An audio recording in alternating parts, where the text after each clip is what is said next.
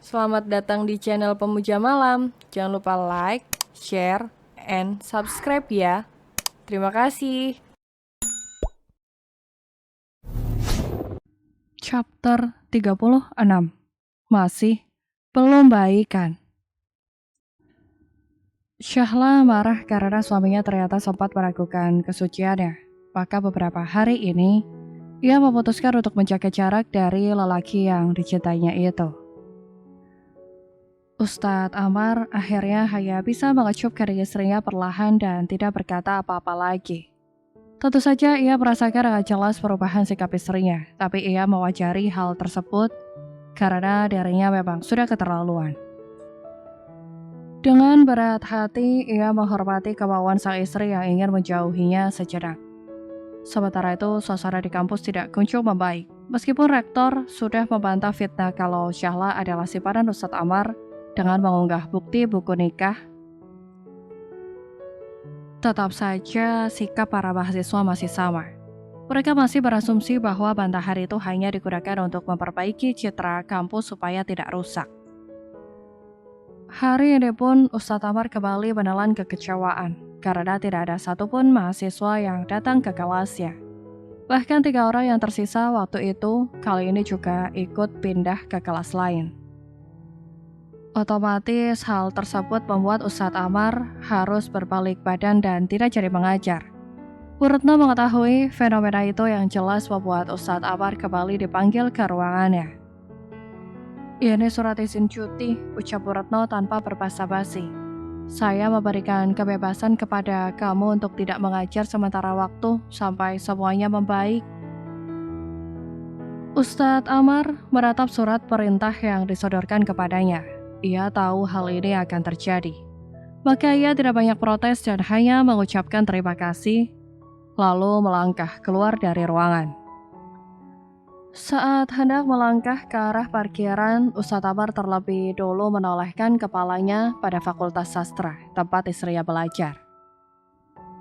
Hari ini pun Syahla masih kuliah seperti biasa. Ustadz Amar benar-benar mengakui betapa kuatnya mental sang istri yang masih bersikap seperti biasa, meskipun kehidupan mereka sedang diterjang badai. Kebetulan Syahla dan Anggika terlihat sedang berjalan keluar dari pintu masuk fakultas. Entah mereka mau kemana, yang jelas Syahla dan Ustadz Amar sempat bertatapan sejenak. Ustadz Amar tersenyum saat mata mereka bertemu, tetapi Syahla memilih untuk berpaling. Aku memang tidak pantas dimaafkan, Ustadz Amar menghela nafas panjang. Syahla, kita mau kemana? Anggika mencoba mengejar Syahla yang melangkah dengan terburu-buru. Sejak pertemuan mereka dengan Ustadz Amar tadi, entah kenapa Anggika merasa Syahla mencoba untuk menghindar. Kalian masih belum baikan, tebak Anggika yang membuat Syahla seketika menghentikan langkahnya. Lah, gue emang belum pernah menikah dan gue gak tahu masalah kalian itu apa. Tapi menurut gue, sekarang bukan waktu yang tepat untuk kalian berantem. Karena ada masalah yang jauh lebih besar di depan mata. Syahla menundukkan kepalanya. Aku tahu Nggih, tapi aku kecewa padanya. Aku kecewa karena Mas Amar gak mempercayaiku. Aku pernah bilang padamu kan, apapun yang terjadi, aku akan baik-baik saja. Selama orang-orang yang dekat denganku percaya padaku. Tapi kalau suamiku sendiri yang sudah tidak percaya, aku harus bagaimana? Anggika menghela nafas panjang. Memangnya suami lo gak percaya soal apa, Lak? Syahla berusaha keras menahan air matanya sebelum menjawab. Waktu itu, Kak Rama bilang pada Mas Amar kalau aku pernah tidur dengan dia.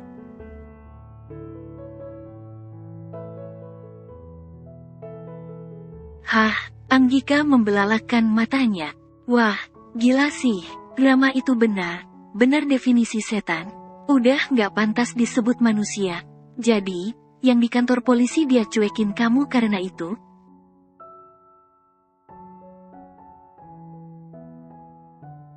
Syahla menganggukkan kepalanya. Sebenarnya dia udah minta maaf, Gi. Tapi, aku masih marah sekali padanya. Tega sekali dia meragukan aku seperti itu.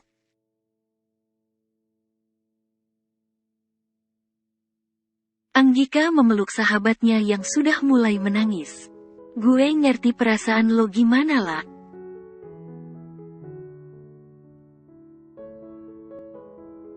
Tapi, yang salah dalam kejadian ini bukan lo, maupun suami lo. Tapi si Rama, bajingan itu. Kita nggak boleh lengah sama sekali. Apalagi sampai membuat kalian berdua nggak akur kayak sekarang.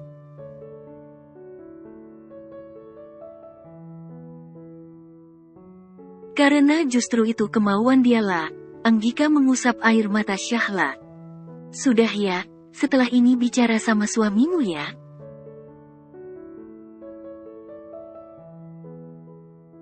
Syahla menganggukkan kepalanya. Anggika usap punggung Syahla dengan lembut.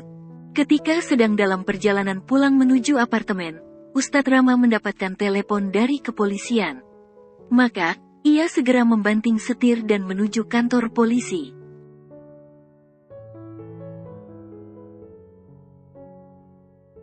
Maaf Pak, tapi kami tidak bisa menemukan bukti apa dari barang yang kami sita.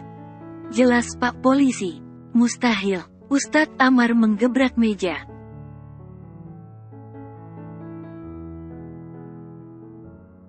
Pak, sudah jelas boneka itu dikirim sama Rama. Iya, kalau itu benar. Kami sudah meminta informasi dari perusahaan ekspedisi, dan memang benar Ramalah yang mengirim boneka itu.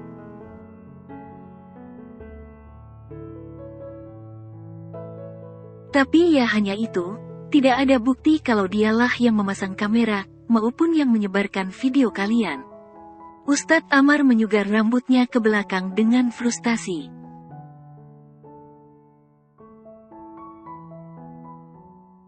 Terus, sekarang bagaimana Pak? Yah terpaksa, kami akan membebaskan terduga sampai mendapatkan bukti yang valid.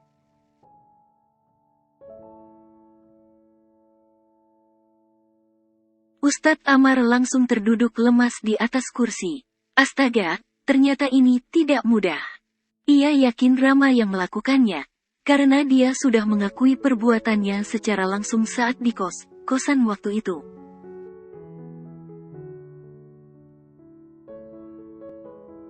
Tapi, kenapa tidak ada bukti apapun?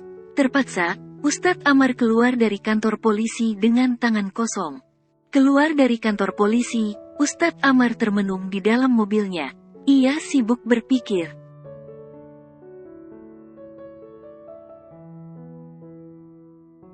Bagian mana yang salah? Adakah hal yang sempat ia lewatkan? Karena tidak kunjung menemukannya, Ustadz Amar segera tancap gas menuju rumah sakit.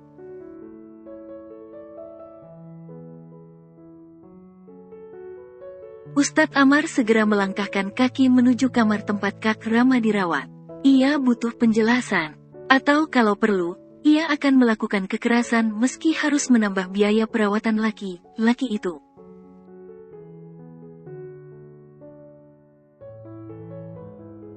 Tapi tidak masalah, dia harus memastikan Rama dijebloskan ke penjara sesuai hukum yang berlaku.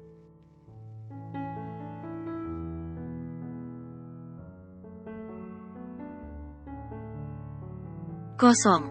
Ustadz Amar mengernyitkan dahi. Ia mengetuk pintu kamar mandi. Siapa tahu ada lelaki itu di dalam.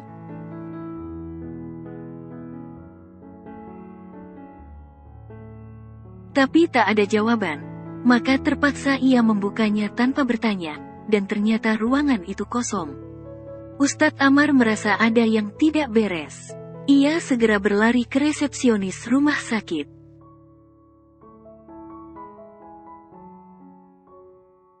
Sus, tanyanya pada seorang suster yang berjaga. Pasien di kamar VIP Melati atas nama Rama ada di mana ya?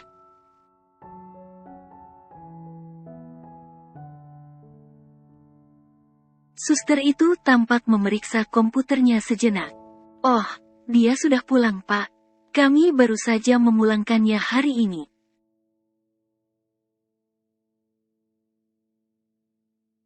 Ustadz Amar mengepalkan tangannya. Setelah mengucapkan terima kasih, Ia lantas berlari ke mobilnya lagi, kali ini pergi ke kosan Rama.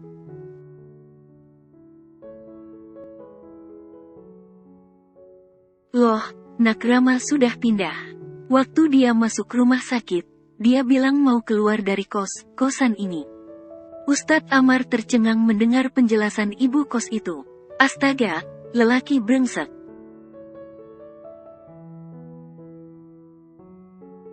Apalagi yang sedang ia rencanakan sekarang? Ustadz Amar menggertakkan giginya dan spontan menggebrak gerbang kos sampai membuat ibu kos itu kaget.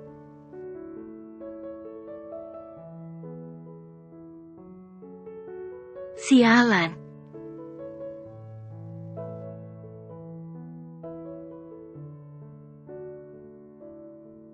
Syahla sedang menggoreng telur di dapur saat pintu apartemen terbuka. Ustadz Amar masuk dengan wajah lesu.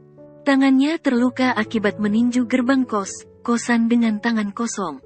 Sejenak, Syahla dan Ustadz Amar saling bertatapan, kemudian saling memalingkan muka canggung.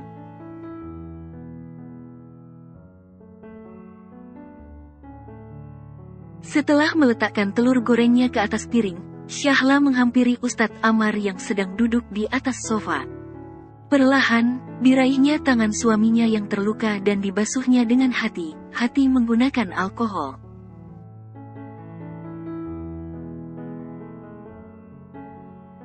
Oh, Ustadz Amar mendesis, lukanya terasa perih.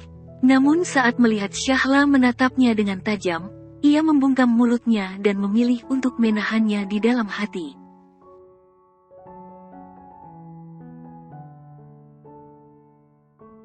Lagian kenapa bisa sampai seperti ini sih? Syahla mengomel. Kenapa selalu dapat luka setiap kali keluar dari rumah?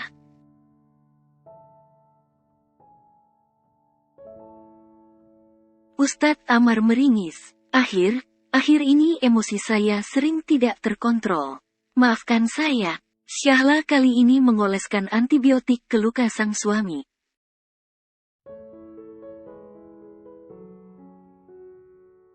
Memangnya ada masalah apa lagi sampai-sampaian semarah ini?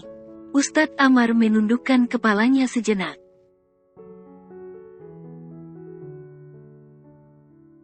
Kata polisi, Rama dinyatakan tidak bersalah karena tidak ditemukan bukti apapun. Hah, Syahla terbelalak, bukannya waktu itu Kak Rama sudah mengaku sendiri?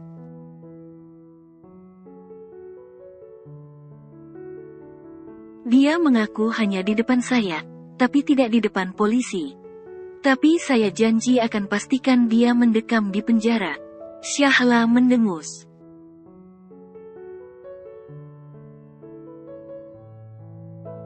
Kalau begitu, apa ada kemungkinan Kak Rama bekerja sama dengan orang lain? Misalnya, orang yang paling dekat dengannya.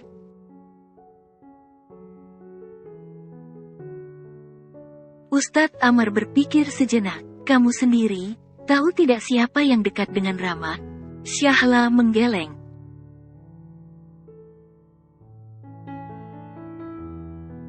Saya tidak tahu, saya tidak sedekat itu dengan Kak Rama, apalagi sampai pernah tidur dengannya.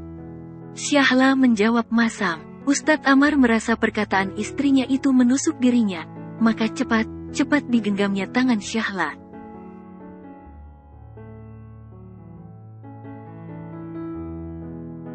Sayang, saya tahu saya nggak pantas dimaafkan. Tapi, izinkan saya untuk mendapatkan kesempatan kedua dari kamu. Saya benar menyesal.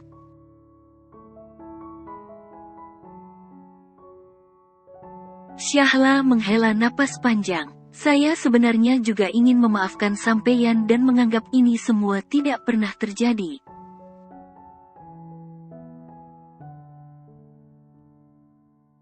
Tapi, saya masih sakit hati. Syahla menundukkan kepalanya. Tapi, saya akan putuskan mulai sekarang.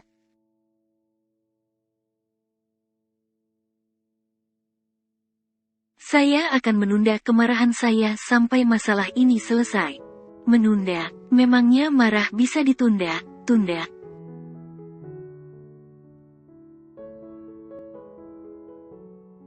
Kenapa? Mas suami gak terima. Syahla melepaskan genggaman tangan suaminya. Kalau mas mau saya marah selamanya juga gak masalah.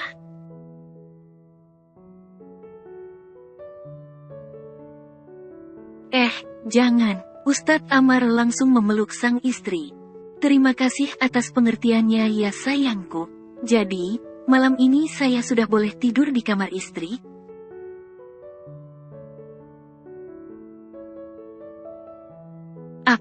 Apaan? Dikasih hati malah minta jantung. Cuma pegang tangan saja kok sayang, bujuk Ustadz Amar.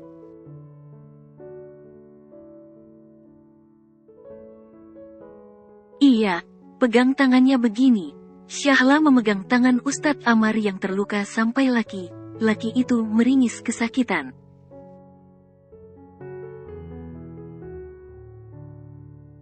Aduh, sakit, sayang. Syukurin.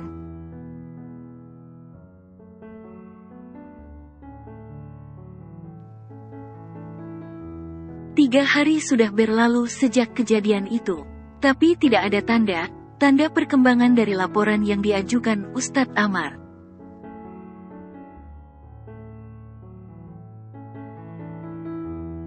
Malah Kak Rama seolah menghilang dari bumi, karena meski sudah mencari sampai ke kampung halamannya, laki itu tidak juga ditemukan.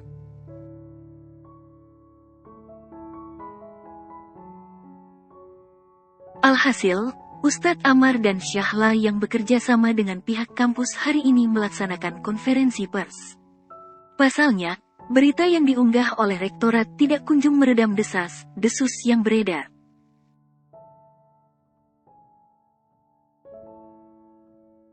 Para mahasiswa malah semakin ekstrim dalam membuli Syahla yang membuat gadis itu kelamaan merasa tidak tahan juga.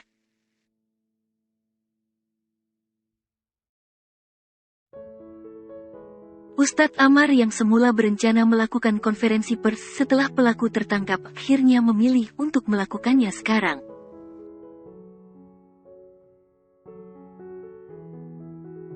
Assalamualaikum warahmatullahi wabarakatuh. Saya Amar Maulana Syarif, selalu dosen dari kampus ini, dan di sebelah saya, Syahla Nafisa yang merupakan mahasiswi semester 2.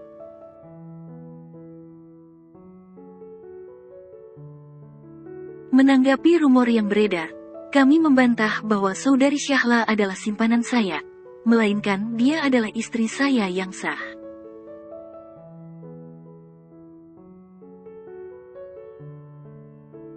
Kalian bisa melihat dari tanggal yang tercantum pada buku nikah kami. Kamera menyorot pada buku nikah yang dipegang Ustadz Amar, dan layar besar di belakangnya menunjukkan hal itu pada para mahasiswa dan dosen yang berkumpul.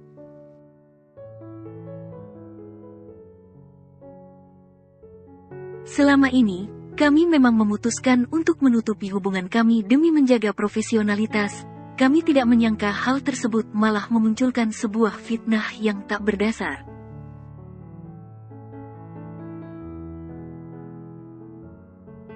Layar besar kemudian menunjukkan cuplikan video yang telah diblur. Adapun video ini direkam diam oleh orang yang tak bertanggung jawab dan disebarkan pula tanpa sepengetahuan kami.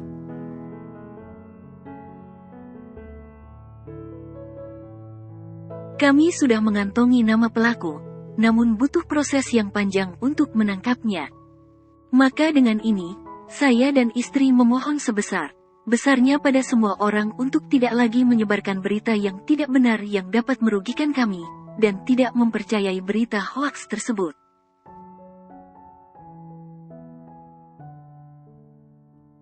Di sini kami juga memohon maaf yang sebesar-besarnya karena telah menyebabkan kekacauan ini.